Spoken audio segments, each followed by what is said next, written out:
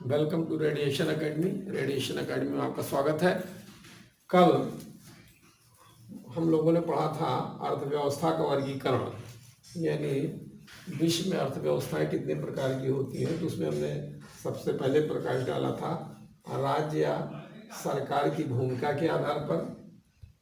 उसमें 3 तरीके की अर्थव्यवस्थाएं होती हैं राज्य सरकार की भूमिका के आधार पर। पहली पूंजीवादी अर्थव्यवस्था, समाजवादी अर्थव्यवस्था और मिश्रित अर्थव्यवस्था। तो इसके बारे में हम लोगों ने उद्देश्य पढ़ा था इसके कि इसके क्या उद्देश्य होते हैं, इसके क्या उद्देश्य होते हैं, और जिन अर्थव्यवस्थाओं में दोनों विशेषताएं पाई जाती हैं, पूंजीवाद की विशेषताएं पाई जाएं और समाजवाद की विशेषताएं पाई जाएं, उन्हें क्या कहते हैं? मिश्रित अर्थव्यवस्था कहते हैं। जैसे भारतीय अर्थव्यवस्था सबसे अच्छा उदाहरण है मिश्रित अर्थव्यवस्था का। तो उद्देश्य के बारे में हमने बता दिया था और ये ख़त्म हो चुका था, लेकिन हमने सोचा कि थोड़ा सा प्रकाश इस पर और डाल लें। और मैं इसके लिए बहुत दुखी हूँ कि जो मैं क्लासेस दे रहा हूँ उसकी वीडियोस आप तक नहीं पहुँच पा रही हैं नेटवर्क प्रॉब्लम के कारण। वो जैसे ही नेटवर्क प्रॉब्लम दूर हुई वो आप तक सारी वीडियोस पहुँचेंगी। आज ये तीसरा लेक्चर है, वो बारी बारी से सारी वीडियो आप देखिएगा, उसमें सारी चीज़ें बिल्कुल क्लियर हो जाएंगी आपकी। तो खैर, नंबर 2 है अर्थव्यवस्था का वर्गीकरण में राज्य या सरकार की रणनीति के आधार पर, यानी किसी देश की अर्थव्यवस्था के विकास के लिए किस तरीके की रणनीति वहाँ की सरकार बनाती है। तो इसमें 2 प्रकार की अर्थव्यवस्थाएं होती हैं, एक योजनाबद्ध अर्थव्यवस्था होती है और दूसरी होती है गैर योजना अर्थव्यवस्था। योजनागत अर्थव्यवस्था में इसमें विकास के लिए योजनाएं बनाई जाती हैं। जिन देशों की सरकारें विकास के लिए एक योजना बनाती हैं, एक रणनीति बना करके काम करती हैं, उन्हें कहते हैं योजनाबद्ध अर्थव्यवस्था। और जिन्हें विकास जिनकी कोई रणनीति नहीं होती विकास के लिए, उन्हें कहते हैं गैर योजना अर्थव्यवस्था। और आज इस समय लगभग विश्व लेवल पर अगर देखा जाए, वर्ल्ड लेवल पर अगर देखा जाए, तो लगभग सभी अर्थव्यवस्थाएं योजनाबद्ध अर्थव्यवस्थाएं हैं। खास करके उन देशों में जो आश्रित अर्थव्यवस्थाएं हैं, जो दूसरे देशों के अनुदान या ऋणों पर निर्भर करती हैं। उनके यहाँ या तो प्राकृतिक संसाधन उपलब्ध नहीं है या प्राकृतिक संसाधन उपलब्ध हैं तो उनका वो दोहन नहीं कर पा रहे हैं। ऐसी अर्थव्यवस्थाएं हैं जिनमें कोई योजना नहीं, विकास के लिए कोई रणनीति नहीं है, प्राथमिकता अनुसार विकास का कोई चरण नहीं निर्धारित किया जा रहा है। तो इन योजनाओं को गैर योजना अर्थव्यवस्थाएं कहते हैं। और इनके लिए वही कहा जा सकता है कि जो अपने संसाधन का या तो दोहन नहीं कर पा रहे हैं या दोहन करने में असमर्थ हैं, तो उन्हीं के यहाँ कोई योजना नहीं होगी विकास के लिए। बाकी विश्व की जितनी अर्थव्यवस्थाएं हैं सबके यहाँ विकास की एक योजना है, योजनाबद्ध। उसे क्या कहते हैं? योजनाबद्ध अर्थव्यवस्था। जैसे भारतीय संदर्भ में ही ले लीजिए, यहाँ पर नियोजन को अपनाया जाता रहा आज़ादी के बाद से 12वीं पंचवर्षीय योजना तक नियोजन को अपनाया गया है। और उसके बाद जो है 12वीं पंचवर्षीय योजना के बाद कोई योजना नहीं बनी है। योजना आयोग का नाम भी बदल करके नीति आयोग कर दिया गया है। लेकिन ऐसा नहीं है कि अगर पंचवर्षीय योजना नहीं बन रही है तो विकास की कोई योजना नहीं, विकास की कोई नीति नहीं है। तो भारतीय अर्थव्यवस्था क्या है? योजनाबद्ध अर्थव्यवस्था है। और विश्व की लगभग सभी अर्थव्यवस्थाएं जो योजनाबद्ध अर्थव्यवस्थाएं हैं, उन्हीं देशों में कहा जा सकता है कि योजनाबद्ध अर्थव्यवस्था नहीं है, जहाँ जो बहुत पिछड़े हुए हैं, आर्थिक, सामाजिक, शैक्षणिक हर दृष्टिकोण से पिछड़े हुए हैं। और ख़ास करके इन देशों में आएंगे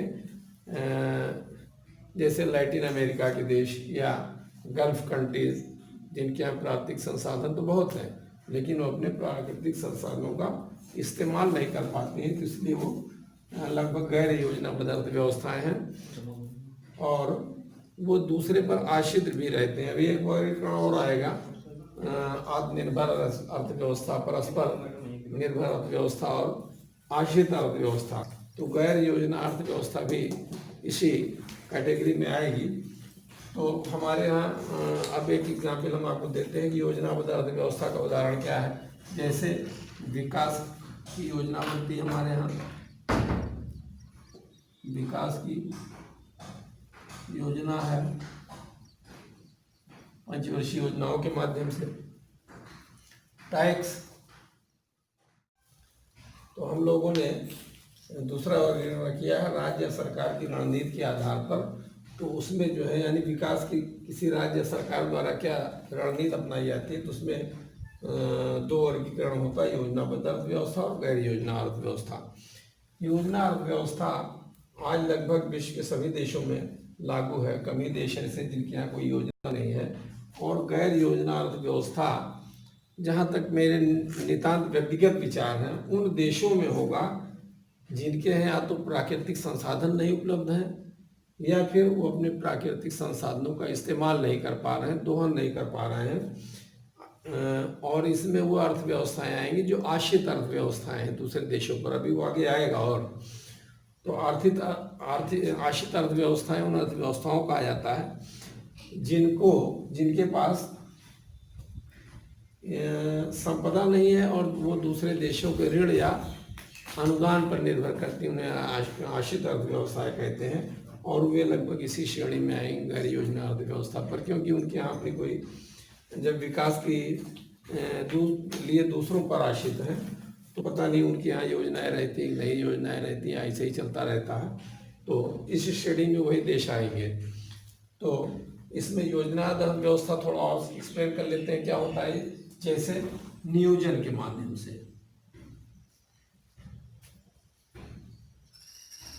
नियोजन या राजकोषीय नीति,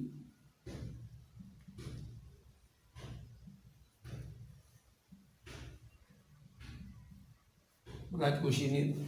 तो नियोजन के माध्यम से क्या होता है, पंचवर्षीय योजनाएं बनाई जाती हैं, उसमें प्राथमिकताओं का निर्धारण किया जाता है कि हमारी क्या प्राथमिकता होगी। जैसे प्रथम पंचवर्षीय आज़ादी के बाद जब बनी, मेरे ख्याल से 1952 में, तो ये इसमें प्राथमिकताएं निर्धारित की गई और सबसे ज़्यादा प्राथमिकता कृषि को दी गई थी। दूसरी योजना में कृषि को दी जानी चाहिए थी, लेकिन कृषि न दे करके उद्योग को दे दी गई थी।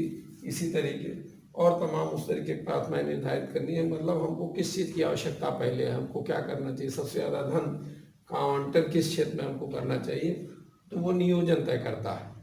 या राजकोषीय नीति है, राजकोषीय नीति भी विकास में बहुत महत्वपूर्ण भूमिका निभाती है। राजकोषीय नीति में आपका आ जाएगा जैसे कर, फिर उसका निवेश,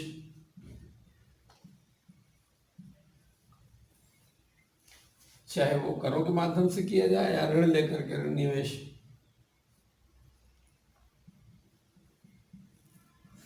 ऋणों के माध्यम से निवेश।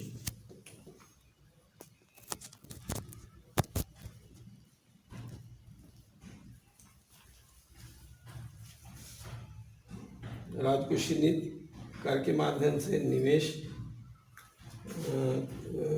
ऋणों के माध्यम से निवेश या करों के माध्यम से निवेश। तो ये राजकोषीय नीति भी बहुत महत्वपूर्ण भूमिका निभाती है किसी देश की अर्थव्यवस्था में, और इसमें भी समय समय पर परिवर्तन होता रहता है। टैक्स स्लैब में वो हम लोग टैक्स स्लैब वाले लेसन में पढ़ेंगे इसको डिटेल में। तो ये नियोजन के क्या हैं, योजनाबद्ध अर्थव्यवस्थाएं क्या हैं, आधार है, नियोजन है, राजकोषीय नीतियाँ हैं। और यहाँ इस तरीके की कोई नीतियाँ नहीं बनती हैं, तो उन्हें क्या कहते हैं, गैर योजना अर्थव्यवस्था कहते हैं। तो आगे हम चलते हैं। नंबर 3 है विकास की अवस्था के आधार पर।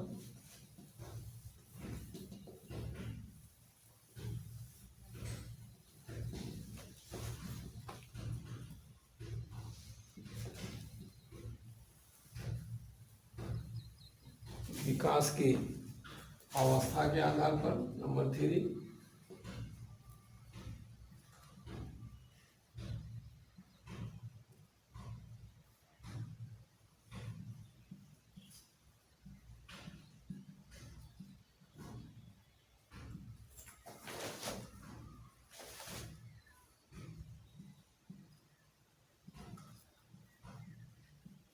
आधार पर इसमें 3 वर्गीकरण किए जाते हैं। पहला है विकसित देश,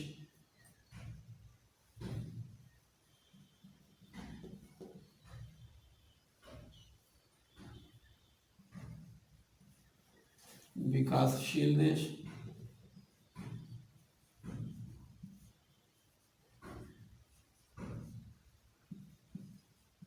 और अविकसित देश।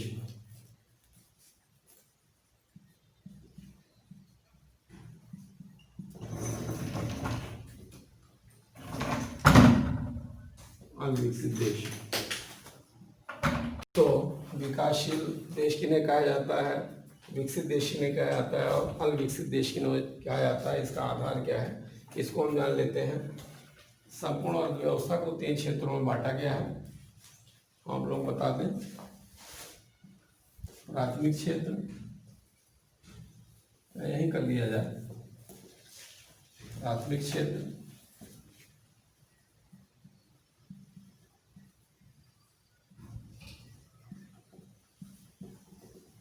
द्वितीय क्षेत्र,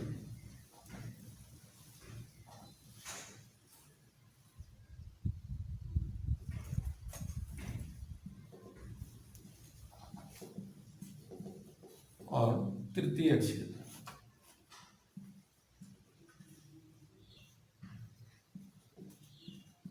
तीन क्षेत्रों में बांटा गया है। तो विकास के सोपान में जिन देशों के जीडीपी में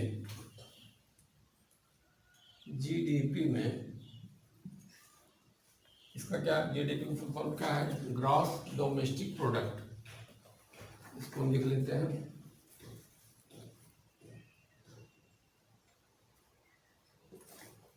ग्रॉस डोमेस्टिक प्रोडक्ट,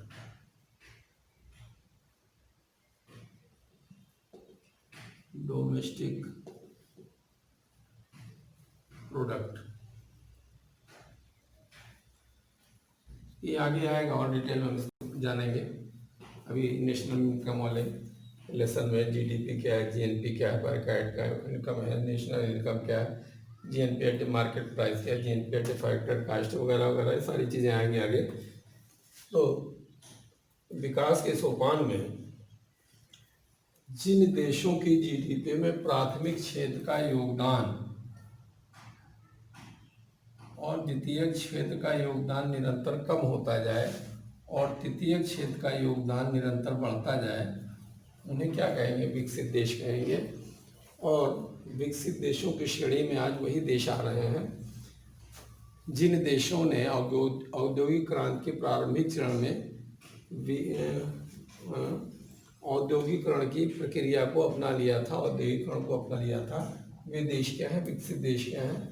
विकासशील देश उन देशों के कहेंगे, विकासशील देश जिनका जीडीपी में योगदान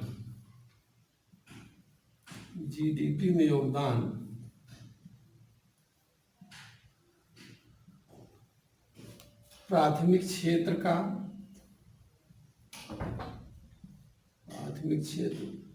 द्वितीय क्षेत्र,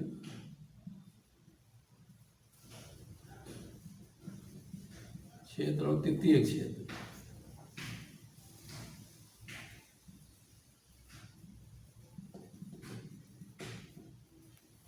इन क्षेत्रों का जीडीपी में योगदान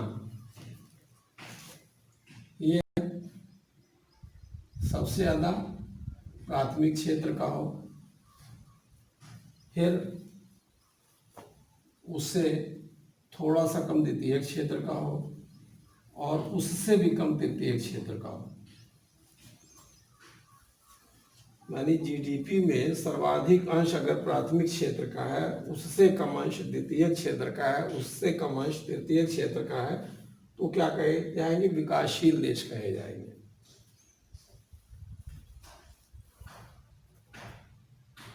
तो इसमें एग्जाम्पल दे देते हैं आप लोगों को। जैसे इसमें विकसित देश कोई है तो उसमें मान लीजिए कि 70% है, इसका जीडीपी में योगदान 70% है, इसका 35% है, तो इसका कितना बचेगा?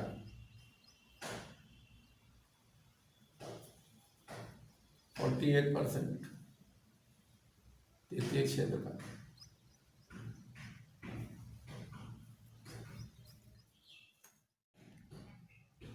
तो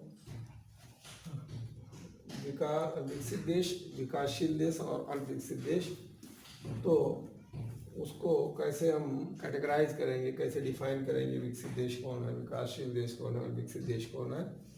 तो समस्त अर्थव्यवस्था को प्राथमिक, द्वितीयक, तृतीयक 3 क्षेत्रों में बांटा गया है। इसके अलावा भी चतुर्थ और पंचम क्षेत्र भी हैं, लेकिन उसकी हमें यहाँ पर चर्चा करना बहुत ज़रूरी नहीं समझ रहे हैं। अलग से जब हम नेशनल इनकम पढ़ेंगे तो उसमें इसको विस्तार से बताएंगे। तो कहने का मेरा मतलब आशय ये है कि जैसे जैसे प्राथमिक क्षेत्र का योगदान जीडीपी में, विकास के सोपान में जीडीपी में प्राथमिक क्षेत्र का योगदान जैसे जैसे कम होता जाए और द्वितीय और तृतीय क्षेत्र का योगदान बढ़ता जाए, उनको क्या कहेंगे? विकसित देश कहेंगे।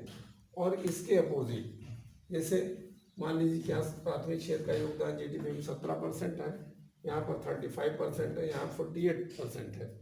लेकिन अगर हम इनको ले लें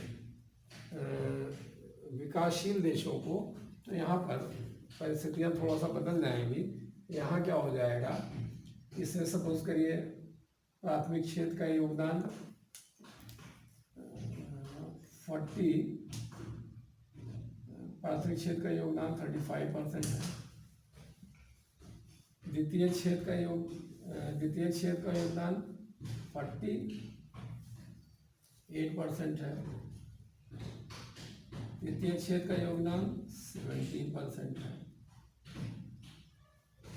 तो ये उल्टा हो जाए, यानी जैसे जैसे प्राथमिक क्षेत्र का योगदान अगर जीडीपी में कम हो रहा है, बढ़ रहा है, तो वह बढ़ा हुआ अंश, या यहाँ पर देखिए आप, ये प्राथमिक क्षेत्र 17%, यहाँ 35% द्वितीय क्षेत्र है, यहाँ 48% तृतीय क्षेत्र है। ये विकसित देश हैं। लेकिन विकासशील देश अगर कोई है तो उसको मान लीजिए कि यहाँ पर 35% है। प्राथमिक क्षेत्र का योगदान कितना है? 48% मान लीजिए है। द्वितीय क्षेत्र का योगदान 35% है। तृतीय क्षेत्र का योगदान 17% है। यह स्थिति अगर है तो ये क्या होगा? विकासशील देश होगा। और यह, अच्छा इसको भी देख लीजिए, अल्पविकसित देश क्या हो जाएगा? अल्पविकसित देश आपका क्या हो जाएगा? जैसे प्राथमिक क्षेत्र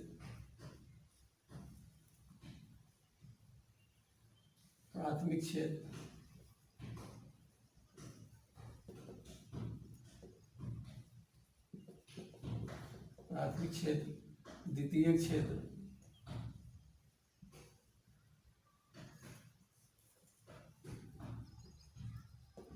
तृतीय क्षेत्र।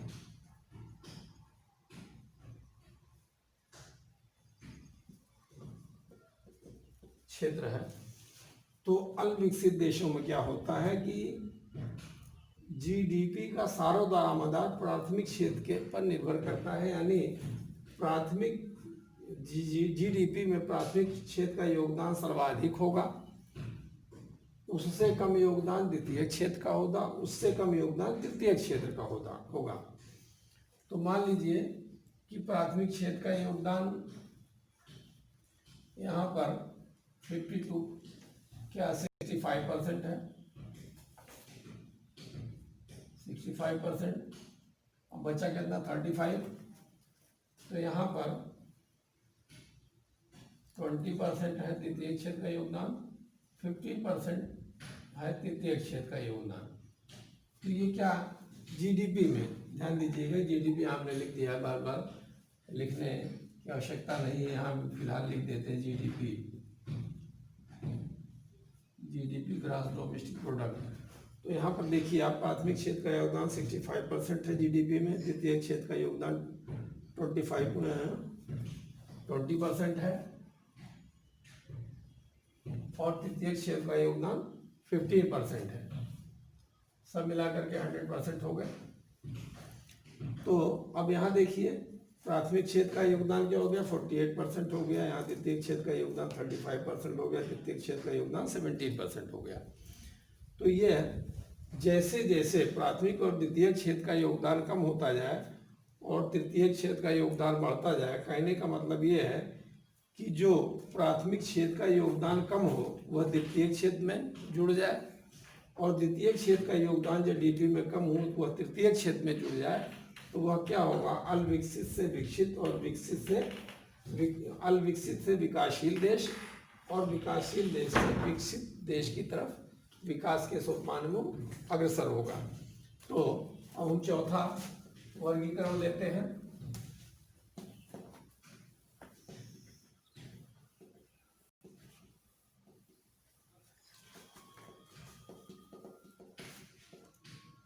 नंबर 4,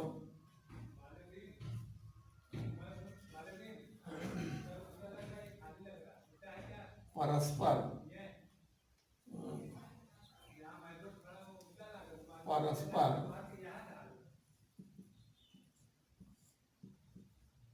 निर्भरता के आधार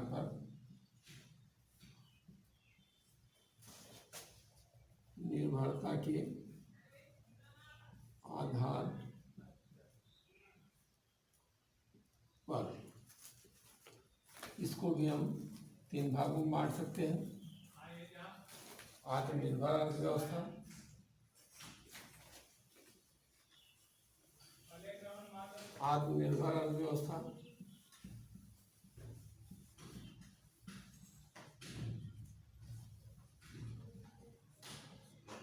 अर्थव्यवस्था परस्पर निर्भर अर्थव्यवस्था,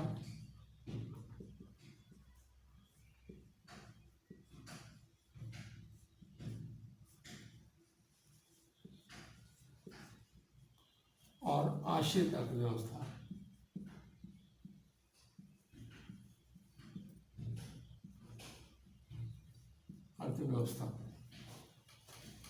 तो ये परस्पर निर्भरता के आधार पर हमने वर्गीकरण किया। तो आत्मनिर्भर अर्थव्यवस्था, परस्पर निर्भर अर्थव्यवस्था और आश्रित अर्थव्यवस्था।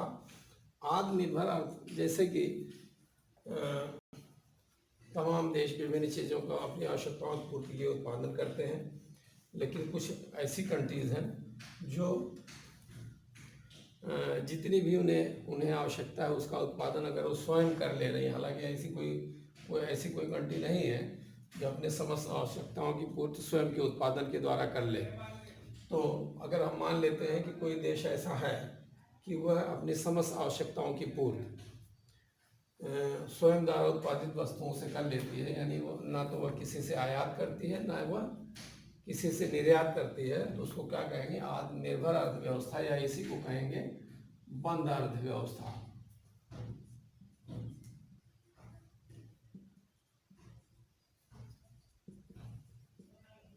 ये हो गई बंद अर्थव्यवस्था या आत्मनिर्भर अर्थव्यवस्था।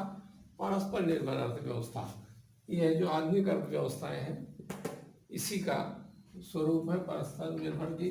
जैसे बहुत सी चीज़ों के उत्पादन में हमारा देश भारत वो है आत्मनिर्भर है, लेकिन कुछ वस्तुएं हैं जिनका उत्पादन नहीं कर पाता है। जैसे उर्वरक को ही ले लीजिए, फर्टिलाइज़र का उत्पादन हम करते हैं, लेकिन यूरिया का जितना प्रोडक्शन भारत में होता है उतना NPK है या डाई है, इसका उत्पादन हम नहीं कर पाते, क्योंकि वो हमारे यहाँ रॉ मटेरियल्स नहीं है। वो रॉ मटेरियल्स हमको क्या करना पड़ता है, इम्पोर्ट करना पड़ता है। इसी तरीके से कभी कभी आपने देखा होगा कि गेहूँ भी भारत ने बाहर से इम्पोर्ट किया है, दाल इम्पोर्ट करना है, प्याज इम्पोर्ट करना पड़ता है।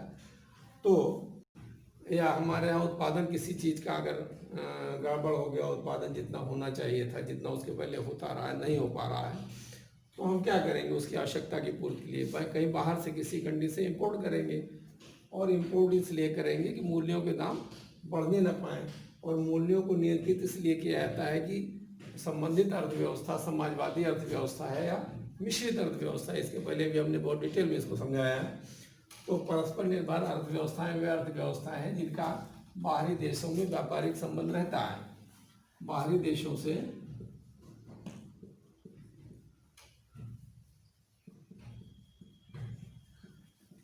से व्यापारिक संबंध हो।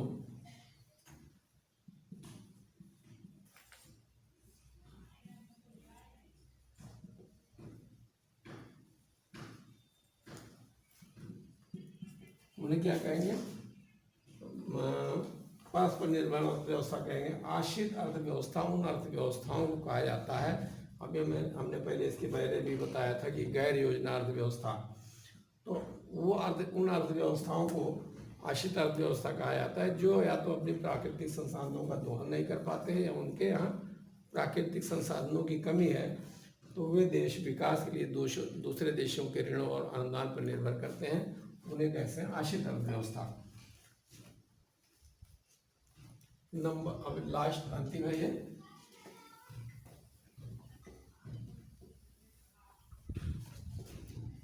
अंतिम है,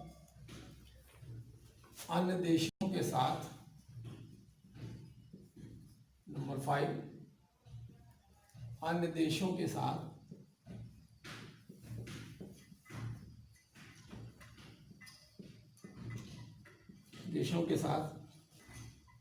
संबंधों के आधार पर।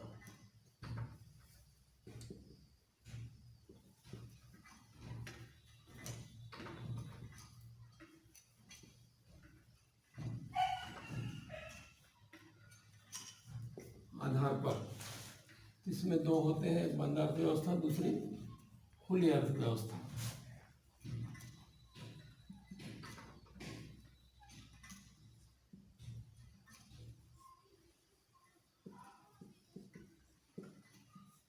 दूसरी होती है खुली अर्थव्यवस्था।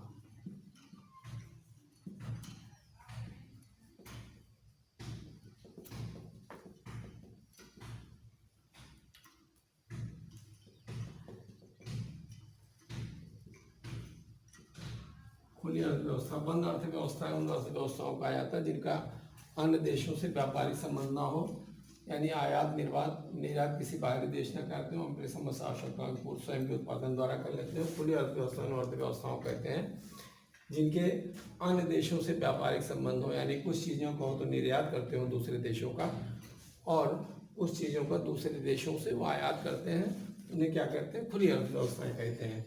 बंद अर्थव्यवस्था का अगर देखा जाए तो सबसे बेहतरीन उदाहरण अगर है लोकल लेवल पर तो वह जनजातीय अर्थव्यवस्था है।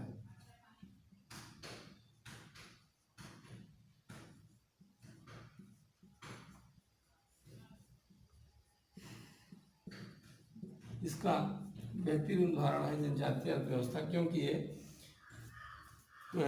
चीज़ तो इनके यहाँ बहुत ज़्यादा पॉपुलेशन नहीं होती है, पॉपुलेशन नहीं होता है तो उनकी आवश्यकताएं सीमित होती हैं, या ये कहिए कि इनकी इच्छाएं सीमित होती हैं, तो इनकी अगर मांग कम है तो इन्हें सप्लाई की आवश्यकता कम होगी, और ये समस्त आवश्यकताओं की पूर्ति स्वयं के उत्पादन के द्वारा कर लेते हैं, और यहाँ पर बाजार को कम महत्व दिया जाता है, विनिमय को अधिक महत्व दिया जाता है, तो इसलिए ये बंद अर्थव्यवस्था है और ये खुली अर्थव्यवस्था। थैंक यू, बस आज इतना ही। Subscribe now and press the bell icon.